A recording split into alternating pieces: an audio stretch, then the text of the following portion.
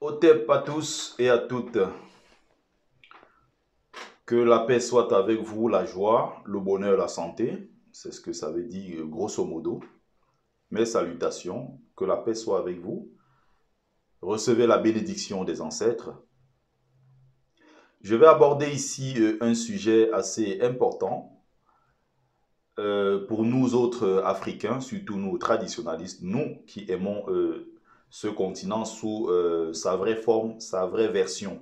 C'est-à-dire une Afrique authentique, une Afrique des profondeurs, une Afrique traditionnelle. Donc, je vais aborder aujourd'hui la réforme de la religion traditionnelle africaine. Même si ce n'est pas véritablement une religion, euh, on va dire la religion cosmique mondiale ou la religion entre guillemets traditionnelle africaine. Je dis ça pourquoi? Parce que l'Africain même n'est pas c'est quelqu'un qui a un rapport à la transcendance qui est complètement différent du rapport d'autres peuples qui y ont rajouté beaucoup de politique et qui se sont servis, n'est-ce pas, des religions pour asservir, n'est-ce pas, des religions pour asservir d'autres peuples. L'Africain est l'un des rares dans l'histoire d'ailleurs de l'humanité qui a toujours pratiqué sa spiritualité et qui a d'ailleurs répandu cette spiritualité à travers le monde entier sans jamais verser la moindre goutte de sang humain ou contraindre des gens avec la paix, avec l'épée, avec des flèches, avec des couteaux, avec des armes, à adhérer à sa religion. L'Africain d'ailleurs n'a même pas intérêt à convaincre des gens à adhérer à une religion parce que le rapport de l'Africain à son Dieu a un intermédiaire qu'on appelle ses propres ancêtres de sa lignée. Donc, il n'a pas besoin d'aller agresser quelqu'un pour lui dire que tu dois croire en un Jésus ou tu dois croire en un Mohamed. Il n'a pas besoin de cela. Mais aujourd'hui, je pense que le monde a évolué et surtout que, pardon, des intellectuels africains, des grands initiés, grands traditionalistes africains doivent s'asseoir et travailler suffisamment sur ce sujet et faire des propositions et que ces propositions soient adoptées. Et surtout que, même s'il y aura toujours cette version traditionnelle qui ne changera pas tant que ça, mais qui est quand même une version moderne de la chose, qui est une version actuelle, une version qui s'adapte à son temps. La religion traditionnelle africaine, je crois que j'ai suffisamment expliqué. Il y a une grosse différence entre la spiritualité et la religion. La religion, dans la religion, il n'y a pas de liberté. Dans la religion, c'est le conditionnement psychique. Dans la religion, c'est la soumission de l'autre. La spiritualité, c'est tout le contraire. C'est synonyme de liberté. C'est synonyme de, de découverte. C'est synonyme de... Voilà. Donc, j'apporte cette légère précision, cette précision très importante, je vais dire, pour que les gens comprennent de quoi je suis en train de parler. Je vais plus parler ici, je ne peux pas parler simplement de la tradition africaine, parce que si on parle des traditions africaines, il n'y aura pas forcément cet aspect, si vous voulez, spirituel, ou du moins le rapport de l'Africain à la transcendance. On va dire, les traditions et autres sont en quelque sorte aussi des moyens pour y parvenir. Mais il y a une et une seule spiritualité. Il n'y a pas deux spiritualités. Parfois, on le dit par abus. Il y a une et une seule spiritualité. Mais il y a des variants, si vous voulez, ou bien chaque peuple a sa façon de pratiquer selon son environnement, selon son espace géographique. Il y a des manifestations différentes d'un point à l'autre, mais ça reste une et une seule spiritualité, mais avec des manifestations diverses. Mais en ce qui concerne les religions, il y a plusieurs religions.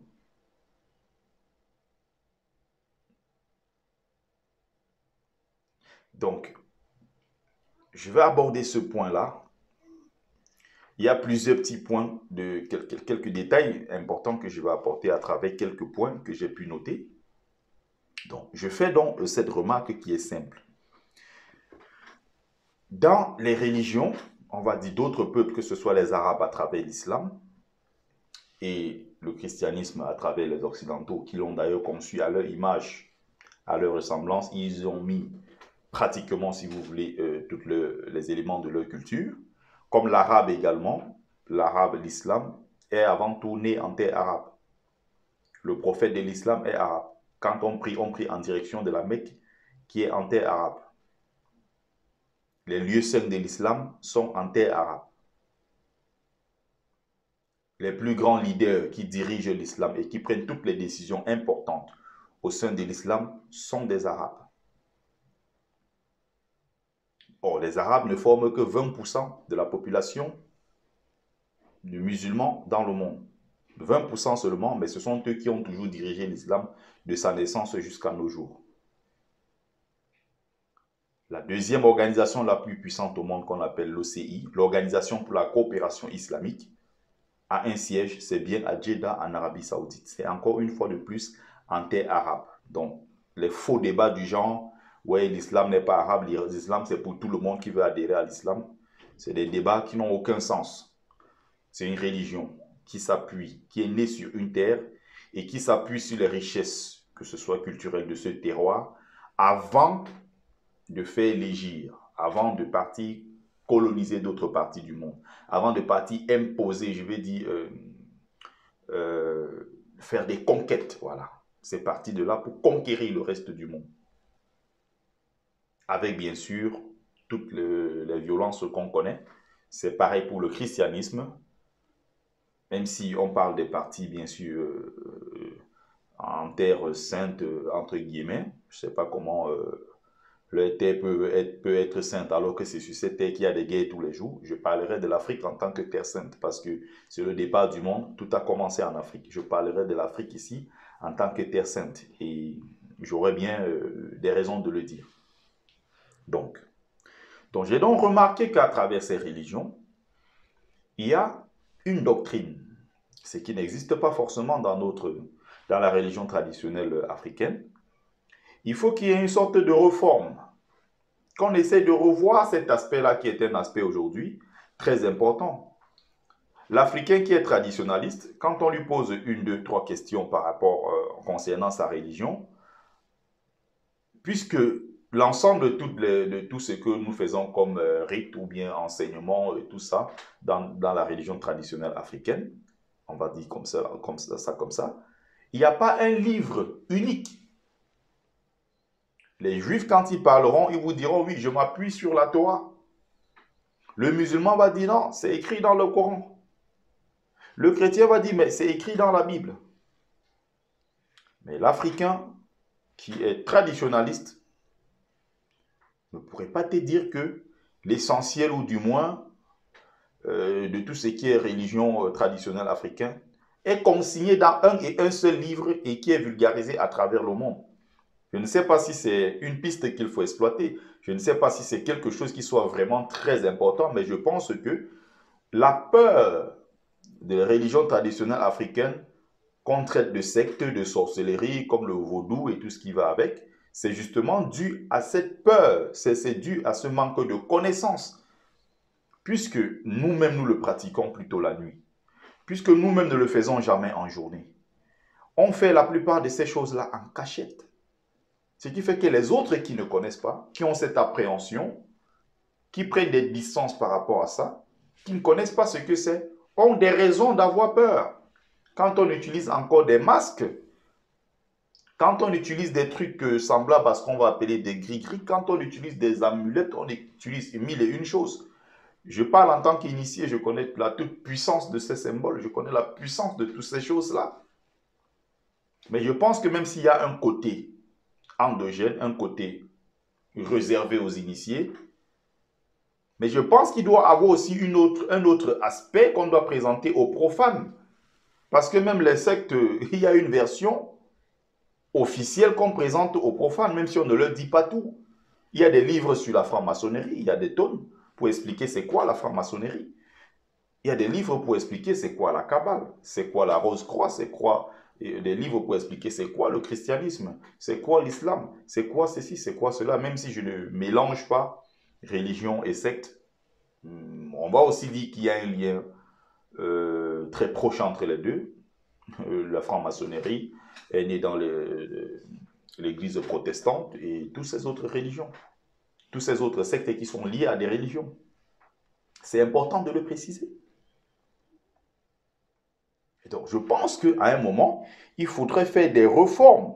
Il faut qu'il y ait une doctrine qui explique le but, qui explique nos actions, qui explique pourquoi, parce que les gens se posent mille et une questions, mais ils n'ont pas de réponse. Ce qu'on leur dit, c'est que vous n'avez pas accès à cette... vous n'aurez pas cette réponse, ou alors vous n'aurez pas accès simplement parce que vous n'êtes pas initié. Il y a trop de blocage. Il y a trop de non-dits. Il y a trop de silence. On n'explique pas des choses, même si je suis d'accord sur le fait qu'on ne puisse pas tout expliquer non plus. Mais il y a quand même ne serait-ce qu'une petite version officielle qu'on peut de temps en temps, voilà, expliquer aux gens. Et tout cela doit être consigné dans un et un seul bouquin, un seul livre. Si on pourrait appeler ça aussi livre sacré. Et que ça fasse le tour du monde. Que ceux qui veulent consulter sachent exactement ce que nous faisons, du moins la partie réservée aux profanes, parce qu'on ne dit pas tout. C'est très important. Il y a eu ces réformes-là qui ont été faites. Hein. Les Chinois à travers le bouddhisme, les Japonais à travers le shintoïsme et tout ce que vous voyez, le bouddhisme chez les Indiens, comme vous voyez tout. À la base, ils pratiquaient, d'ailleurs, l'ensemble de leur culte s'est basé, s'est inspiré, n'est-ce pas, de la spiritualité africaine. Mais ils ont reformé cela. Ils ont donné une version moderne. Au lieu d'aller, par exemple, sur, je ne sais pas, des crânes, je ne sais pas, mettre du feu de bois, ils ont remplacé ce feu de bois-là par des bougies qu'ils mettent dans des temples. Au lieu d'aller dans des lieux sacrés, nos lieux sacrés, généralement, on y va la nuit. Il y a toujours un cours d'eau quelque part. C'est souvent très sale. C'est souvent presque pas accessible. Il y a des herbes partout. Ce n'est pas couvert. Parfois il pleut, parfois c'est le soleil, parfois il y a... En fait, si vous voulez, ce n'est pas un cadre dans lequel on a envie de rester pendant longtemps. Ce n'est pas un cadre où on s'y plaît. Les autres ont compris, même si je ne veux pas mettre ici au même piédestal un lieu sacré où on vient accomplir des rites, avec une église qui est un espace, un cadre de vie où des personnes viennent se rencontrent, échangent voilà, sur leur religion, sur leur tradition et tout. Mais il faut que les Africains également intègrent cela. C'est ce que les bouddhistes et tous ces gens, c'est ce que les Asiatiques en général ont fait. Ils ont remplacé ce bois de feu par la bougie. Ils ont remplacé certains détails, là, peut-être la nourriture. Ils ont remplacé ça, les chrétiens, par la communion. Ça fait plus moderne, ça fait une version quand même assez propre de ce qu'on propose aux gens. Du coup, chacun vient dans un temple, allume une bougie, prononce le nom de son ancêtre, de sa lignée, ou alors prononce le nom de Bouddha et tout ceci. Les gens se rencontrent dans un espace qui est propre, dans un environnement, dans un cadre qui est propre, parce que l'avantage qu'ils ont sur nous, c'est que, effectivement, dans des églises, dans des mosquées, dans des synagogues, et tout ce que vous voulez, mais c'est des espaces de vie.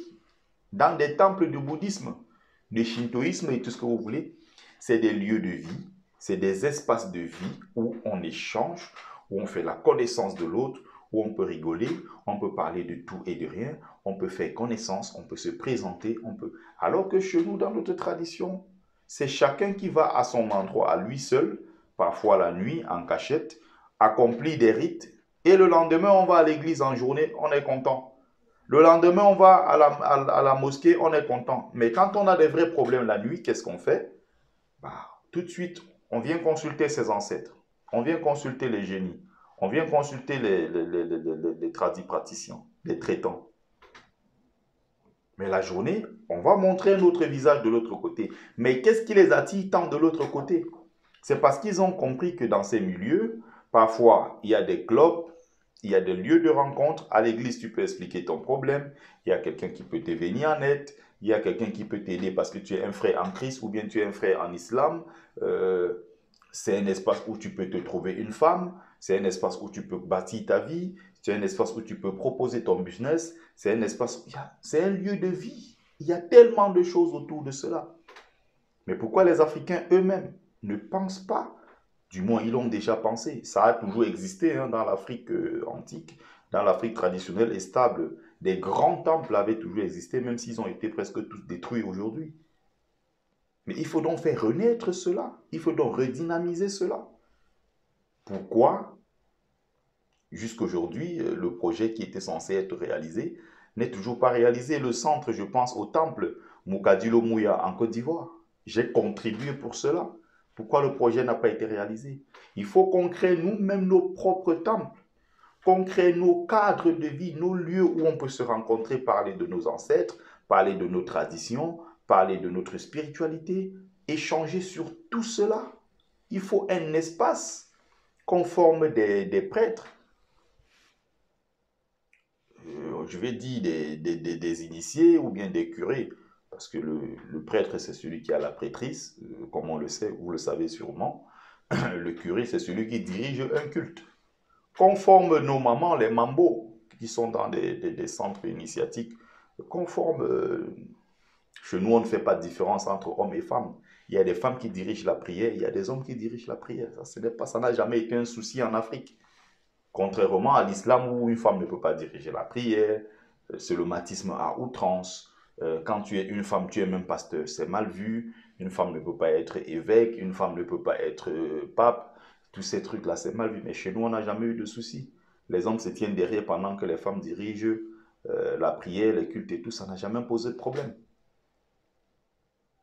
Mais il faut qu'il y ait quand même derrière une sorte de réforme. Et que dans ces réformes-là, d'ailleurs, qu'on intègre aussi le fait que nos enfants, c'est le cas de Haïlé Sélassié qui avait remis, qui avait construit, qui avait donné pratiquement, si vous voulez, un grand espace de terre qui a fait aujourd'hui ce qu'on fait, qui est devenu une très grande ville aujourd'hui en Éthiopie qu'on appelle Chachamene. Quand à l'époque l'Éthiopie était agressée, il y avait des afro-descendants, majoritairement des Jamaïcains, qui étaient venus prêter main forte à l'Éthiopie.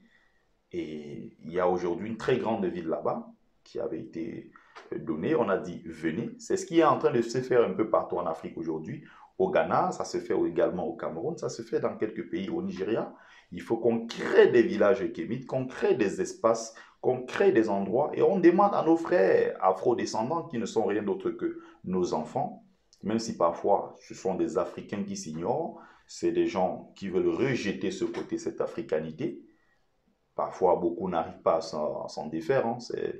Se défaire de cela est quelque chose de très très compliqué. J'ai déjà fait une autre live dessus, une autre petite vidéo dessus où j'expliquais certaines choses.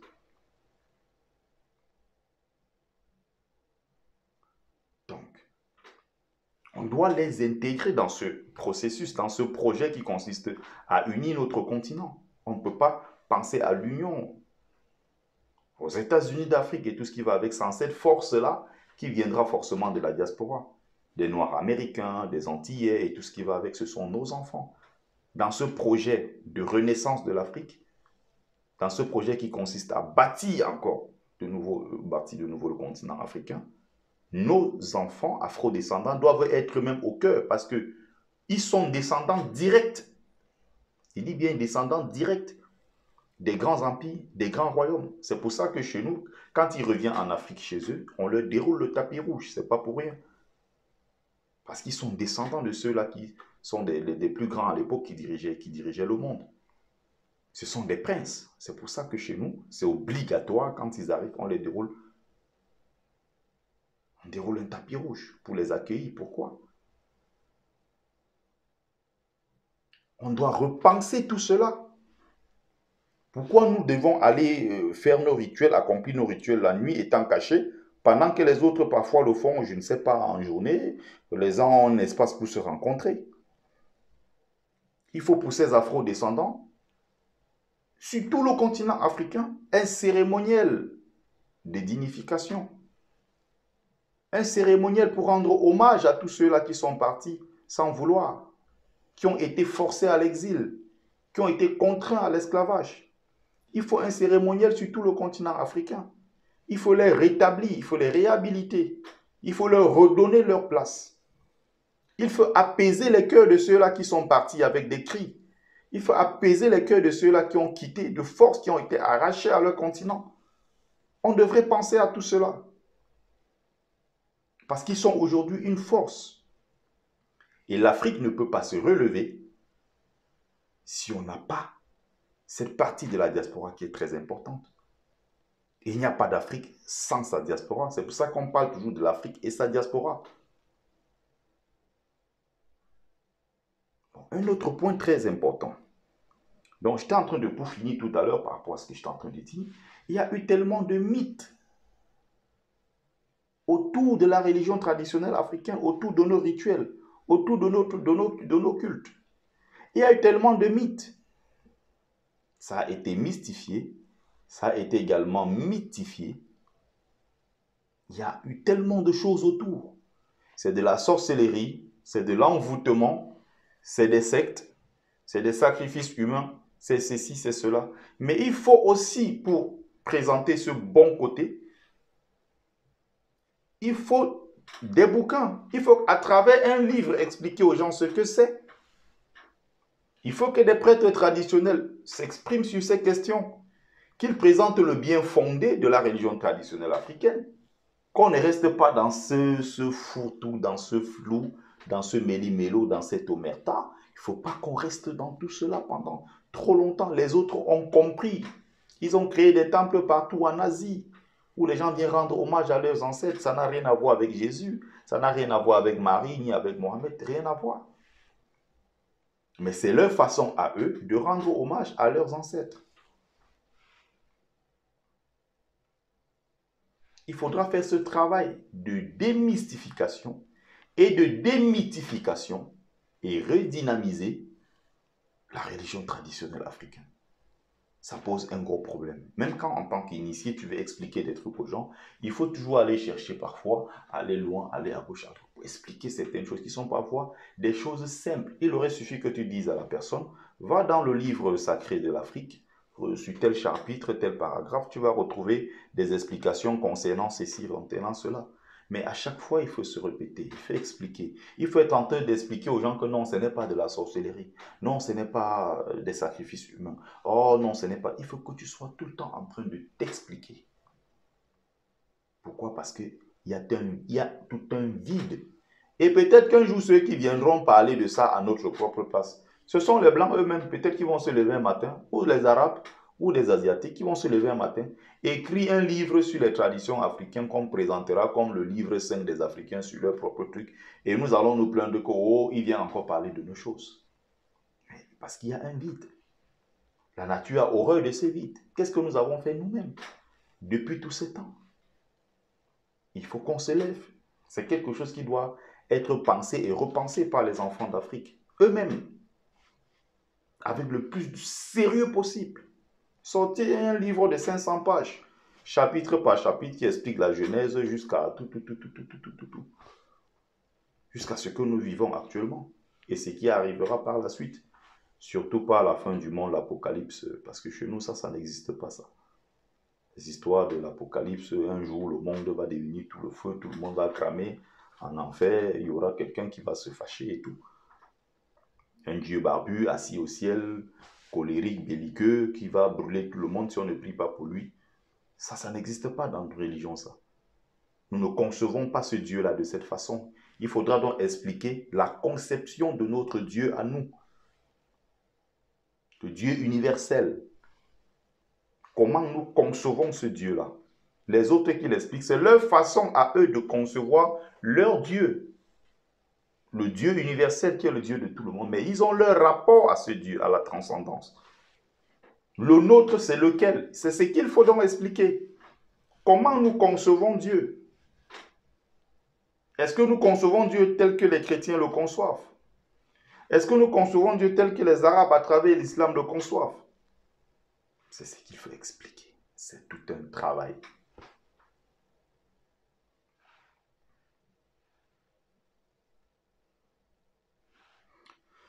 Il y a un pays déjà, pour prendre un exemple concret, qui a fait un gros travail à ce niveau. Il y a la Jamaïque, ça bouge, mais beaucoup plus. Il y a le Brésil avec le candomblé. Il y a beaucoup cette culture africaine rayonnante chez les peuples Hauka, les peuples Abanzi, si vous voulez, les Abanzi du Suriname. Il y a beaucoup de peuples, les peuples... ceux qu'on appelait les peuples Garifuna, il y a tous ces peuples africains du Nouveau Monde qui se sont réveillés, qui ont toujours perpétué cette culture, cette tradition africaine, qui représente aujourd'hui valablement le vaudou. C'est Haïti, aussi un grand pays comme le Bénin qui fait un travail. Je rappelle que bien avant, Patrice Talon, qui a finalement fait du vaudou une religion d'État. Je rappelle que bien avant lui, il y avait l'ancien président Nicéphore Soglo, qui avait, n'est-ce pas, je vous ai déjà parlé de ça ici à plusieurs reprises, Nicéphore Soglo, qui avait voté le 10 janvier comme la date, n'est-ce pas, la date de cérémonie, on va dire la journée, n'est-ce pas, du vaudou au Bénin. C'est aussi très très prégnant au Togo, au Nigeria également voisin. Cet espace-là, n'est-ce pas, est, on va dire, beaucoup dominé par le vaudou, ce qui est une très bonne chose. Donc, c'est ce que nous espérons, effectivement, pour le continent africain, que la tradition, que notre religion traditionnelle puisse dominer, prendre cette place même qu'elle a toujours eue, et non être écrasée par l'islam et le christianisme. C'est tout notre souhait. Il faut redynamiser cela. Il faut retravailler cela et l'adapter à son temps. On ne peut pas toujours être en train de suivre, voilà. Donc, il faut que ce travail-là soit fait. C'est la raison pour laquelle moi je fais cette petite vidéo pour essayer de donner mon avis en tant qu'Africain. C'est pour ça que je fais cette vidéo pour faire des suggestions. Il faut bien que ce truc-là un jour se fasse. Il faut bien que cela, avant que ça ne se fasse, que ce soit bien pensé et très bien pensé et repensé par des Africains qui sont experts du domaine et qui savent très bien de quoi on parle. Mais surtout des initiés, des véritables initiés. Je ne parle pas de quelques racailles, quelques kémitos racailles qui sont cachés dans les rues de Paris, dans des appartements à Paris et qui disent qu'ils sont des grands initiés et qui amènent des gens dans les champs de Boulogne. Là. Il ne faut plus aller là-bas. Il y a des gens qui m'ont appelé récemment. Oui, je veux que tu m'inities. Oui, j'ai été initié récemment au bois de Boulogne. On ne s'initie pas au bois de Boulogne. Je vous le dis tous les jours ici. Vous allez aller payer 1 000 euros, 2 000 euros, 3 000 euros par quelqu'un qui vous exploite. Il vous dit qu'il est un grand maître initié. En plus, c'est quoi être initié? Vous avez un pouvoir quelque part du moment où vous êtes initié. Je suis initié, je n'ai aucun pouvoir. L'initiation, c'est l'apprentissage. Allez apprendre, formez-vous, étudiez. Voilà ce que je peux donner comme conseil. Au lieu d'aller voir un voyou sortir votre argent, il y a une autre la dernière fois qui m'a envoyé les images d'une université, soi-disant cette université-là, on initie les gens là-bas. Tombez pas dans ces pièges, faites très attention. J'ai fait plusieurs vidéos où j'ai expliqué ça. Vous pouvez juste aller sur ma page Bertie Le Kamit Sikadi pour retrouver toutes ces vidéos-là. Donc merci, c'était ma petite suggestion. C'est votre frère Bertie Le Kamit. Alors, Hotep et à très bientôt. Merci.